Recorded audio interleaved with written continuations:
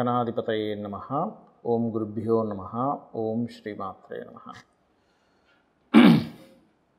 అరుణాం కరుణాతరంగితాక్షీం ధృతపాశాంకుశపుష్పబాణచాపాం అనిమాదిభిరావృతాం మయూకైః అహమిత్యేవ విభావయే భవానీం. శ్రీమాత్రే నమః.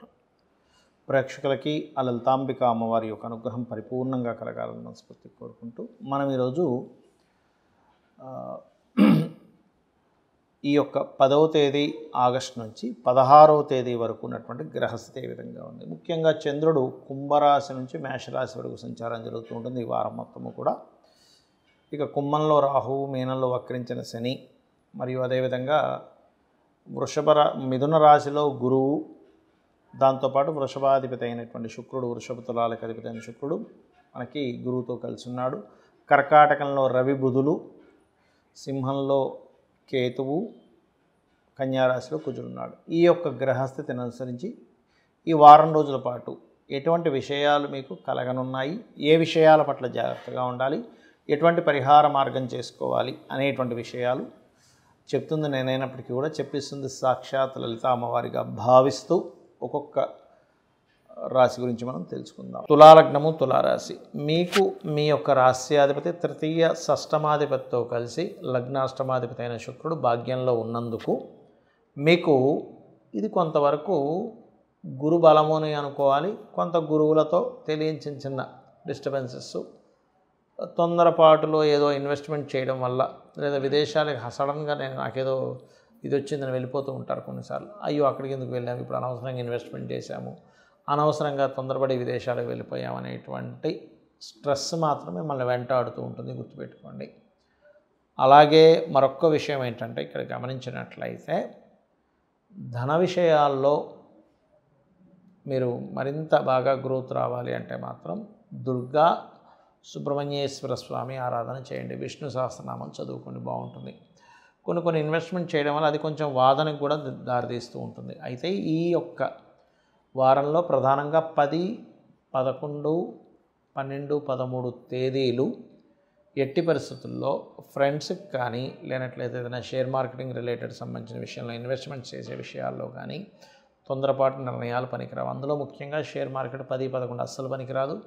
12, 13 తేదీలు అప్పుగా ఇవ్వడం, అప్పుగా తీసుకోవడం, అప్పుల విషయంలో, మనీ విషయంలో జాగ్రత్తగా ఉండండి. అలాగే ఇక్కడ పంచమ రాహు అయినందుకు కాస్త గర్భవతులు కొంత జాగ్రత్తగా ఉండాలి. కాకపోతే ఈ పంచమ రాహు ఉన్నందుకు విదేశాలకి సంతానాన్ని పంపించాలనేటువంటి ప్రయత్నం మాత్రం ఫలిస్తుంది, అందులో ఎటువంటి సందేహం లేదు. కాకపోతే కొంత ఊహలు, ఏదో జరుగుతుందేమో అని ఒక భయము, రకరకాల ఆలోచనలు, ఫ్రెండ్స్ ద్వారా కొంత మోసపోవడం, ఇటువంటివి కూడా ఉన్నాయి.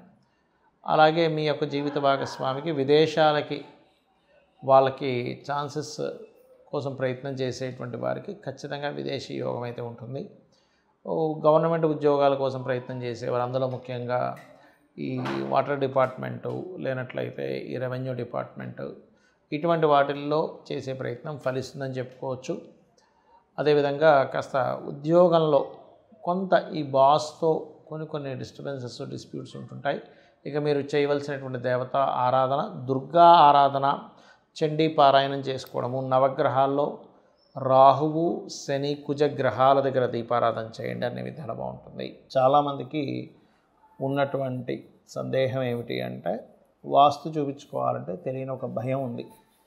ఏమిటది అంటే వాస్తు అనగానే వాస్తు చూసేటువంటి పండితులు వచ్చేసి ఇది కూల్చేయండి, అది కూల్చేయండి అంటారని. కానీ ఎక్కడ కూడా కూల్చేటువంటి విధానం లేదు.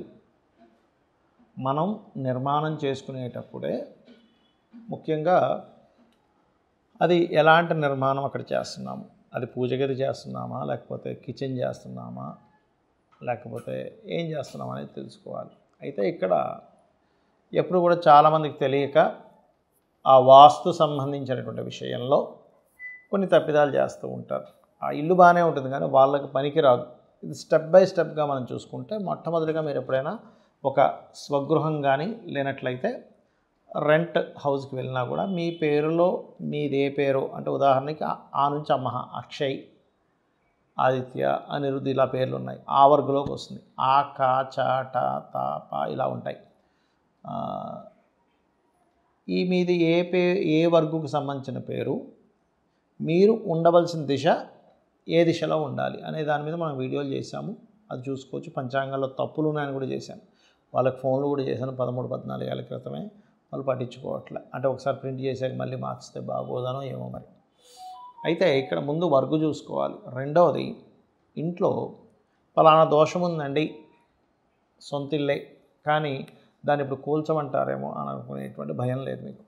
దాన్ని చక్కగా మెటల్స్తోని, కలర్స్తోని కొన్ని వస్తువులు కొన్ని ప్రదేశాల్లో పెట్టడం ద్వారా కూడా మనం దాన్ని ఎనర్జైజ్ చేయొచ్చు, ఆ యొక్క ప్రభావాన్ని రెక్టిఫై చేసుకోవచ్చు. అంటే ఉదాహరణకి దక్షిణంలో బాత్రూమ్ ఉందనుకోండి, అది కెరీర్ మీద ఎక్కువ ఎఫెక్ట్ చూపిస్తూ ఉంటుంది. నైరుతిలో ఉందనుకోండి, వివాహ జీవితం మీద ఎక్కువ ఎఫెక్ట్ చూపిస్తూ ఉంటుంది. ఉదాహరణకి మీకు అదే టాయిలెట్స్ ఆగ్నేయంలో ఉన్నాయి, ధనం మీద, వివాహం అవ్వడానికి కుదరకపోవడం లేదా స్త్రీలకు అనారోగ్యం మీద చూపిస్తుంటుంది. అదే వాయువ్యంలో ఉంటే అది కూడా అనారోగ్యాన్ని చూపిస్తుంది, మానసిక స్ట్రెస్ని ఎక్కువగా ఇస్తుంది. ఉత్తరంలో ఉంటే ఇంక ఇవాళ రేపైతే చెప్పనక్కర్లే, నేను చాలా అపార్ట్మెంట్స్ కొత్త బిల్డింగ్స్ చూస్తున్నా, ఉత్తరంలో బాత్రూములు పెడుతున్నారు, అస్సలు పనికిరాదు, కుబేర స్థానం అని చెప్పారు శాస్త్రంలో.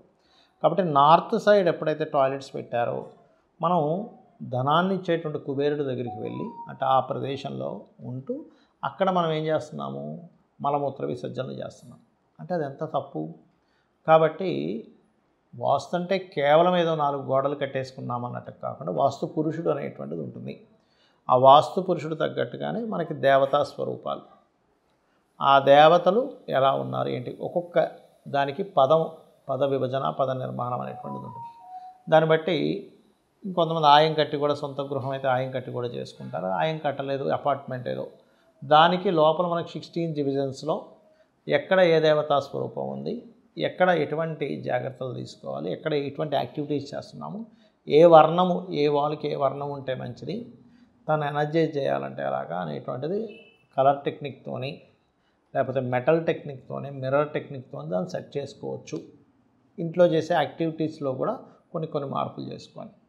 అంతేగాని వాస్తవంగా ఏదో కోల్ చేస్తారు అలా కాదు. ఇది మీరు ముఖ్యంగా గుర్తుపెట్టుకోండి. మరొక విషయం ఏంటంటే, మీరు చాలామంది అడుగుతుంది ఏంటంటే, ఏమైంది వాస్తు ప్రభావం ఎక్కువగా ఉంటుందా, జాతక ప్రభావం ఎక్కువగా ఉంటుందా? జాతక ప్రభావం మొట్టమొదటిగా ఎక్కువగా ఉంటుంది, వాస్తు ప్రభావం దానికి సపోర్ట్ చేస్తూ ఉంటుంది. ఇప్పుడు జాతకం బాగుంది కానీ మంచి వాస్తు ఇంట్లో లేరు, మీకు ఏమవుతుందంటే, ఒక ₹1 కోటి సంపాదిస్తున్నారు అనుకోండి సంవత్సరం మొత్తం కలిపి, మీకు ఏమవుతుంది, ఇక్కడ ఒక 10-20 లక్షలు వేస్ట్ అయిపోతుంటాయి వాస్తు సరిగ్గా లేకపోతే. లేదా నెలకు ఒక 50,000 తెచ్చుకుంటున్నాడు ఒక వ్యక్తి, వాస్తు సరిగ్గా లేకపోతే 10-15 వేలు వేస్టేజ్ అయిపోతూ ఉంటుంది. అదే వాస్తు బాగుంటే వేస్టేజ్ అనేది జరగదు. అలా కాదు, వాస్తు బాగుంది, జాతకము బాగుంది, అప్పుడు అన్నీ పర్ఫెక్ట్గా, అంటే అనవసరమైన అనారోగ్యాలకు ధనం పెట్టడం ఇట్లాంటివి ఏమీ జరగవు. మనకి జాతకం బాగాలేదు కానీ వాస్తు బాగుంది, అప్పుడు ఏమవుతుందంటే జాతకంలో ఉండే దోషాన్ని తట్టుకునే శక్తి వస్తుంది మంచి వాస్తు ఉన్న ఇంట్లో ఉండడం వల్ల. కాబట్టి ఏంటి, అన్నిటికంటే ముఖ్యం జాతకం, వాస్తు సపోర్టింగ్గా అనుకోవాలి. ఆ వాస్తుని మనం వర్గు, మనకి ఏ డైరెక్షన్ పనికి వస్తుంది, ఎక్కడ పదం ఉంది అంటే పదపరంగా ద్వారం ఉందా లేదా, ఈస్ట్ అంటే ఊరికనే ఈస్ట్ అని కాదు, ఈస్ట్లో జయా ఇంద్రాలో ఉందా, లేకపోతే సౌత్లో ఎక్కడుంది, నార్త్ వెస్ట్లో ఎక్కడుంది, నార్త్లో ఎలా ఉందని చూసుకోవాలి. ఇంట్లో రంగులు చూసుకోవాలి, ఇంట్లో ఏ యాక్టివిటీ ఎక్కడ చేస్తున్నామని చూసుకోవాలి. అగ్ని, మనకేంటంటే పంచభూతాలు, మనకి భూమి, అగ్ని, వాయువు, జలము, ఈ యొక్క తత్వాలు ఏవైతే ఉంటాయో, అగ్నితత్వము, వాయుతత్వము, భూతత్వము, జలతత్వము, ఆకాశతత్వం, ఈ పంచతత్వాలు ఇన్బ్యాలెన్స్డ్గా ఉన్నాయా, బ్యాలెన్స్డ్గా ఉన్నాయా అనేటువంటి దాన్ని నీట్గా ప్లాన్ వేసి, శక్తి చక్రాన్ని అప్లై చేసి, ఎక్కడెక్కడ ఏ దేవతా స్వరూపాలని చూసి చెప్పాలి. కానీ ఏదో రఫ్గా ఇది అనుకుంటే అది సరైనటువంటిది కాదు. కాబట్టి ఇవి తెలుసుకొని మీరు మీ యొక్క వాస్తు విషయంలో కానీ జాతక విషయంలో కానీ తెలుసుకొని మీ యొక్క జీవితాన్ని అమ్మవారి అనుగ్రహంతో గొప్ప స్థితికి వెళ్ళాలని మనస్ఫూర్తిగా కోరుకుంటూ శ్రీమాత్రే నమః.